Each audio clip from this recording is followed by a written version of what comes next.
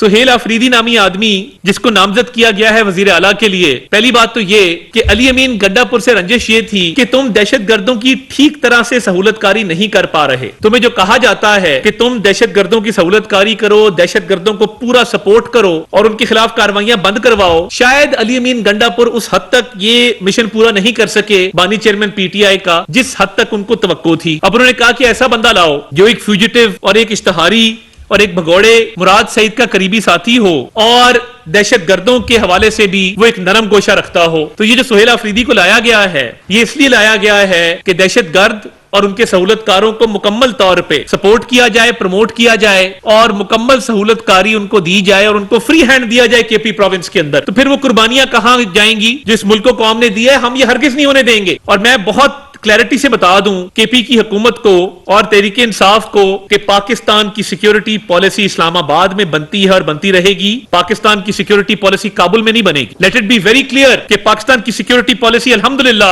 اسلام آباد میں بنتی ہے اور بنتی رہے گی. اور قطر اجازت نہیں دیں گے جو آپ چاہتے ہیں کہ سیکیورٹی پالیسی کابل میں بنے اور دہشت گرد کے پی کے اوپر پوری طرح حاوی ہوں. آپ کو اس بات کی اجازت نہیں دیں گے. آپ نے بہت نقصان کر دیا اس ملک کا کہ جب آپ نے ان دہشت گردوں کو لا کر یہاں بسایا اور آپ اب بھی ان کی سہولت کاری جاری کیے ہوئے ہیں. اور پچھلے 12 سال سے آپ کی حکومت ہے خیبر پختونخوا کے اندر اور دہشت گردی وہاں عروج پر ہے. اور ابھی تو اللہ تعالیٰ کا شکر ہے کہ ہمارے افواج پاکستان کے پاک فوج کے جوان افسر روز قربانیاں دے رہے ہیں اور وہ ایک سیسا پلائی ہوئی دیوار بنے ہوئے ہیں دہشت گردوں اور عوام کے درمیان. اور ان کی قربانیوں کا نتیجہ ہے کہ الحمدللہ یہ اس کا تدارک بھی کر رہے ہیں، اس کو کنٹرول بھی کر رہے ہیں. ورنہ جو جیل میں بیٹھا بانی chairman P T I chief sponsor ہے دہشت گردوں کا اور اس ملک کو جو انتشاری ٹولہ نقصان پہنچانا چاہتا ہے یہ اس کا چیف سپانسر ہے، تو یہ دہشت گرد کبھی بھی انشاءاللہ تعالی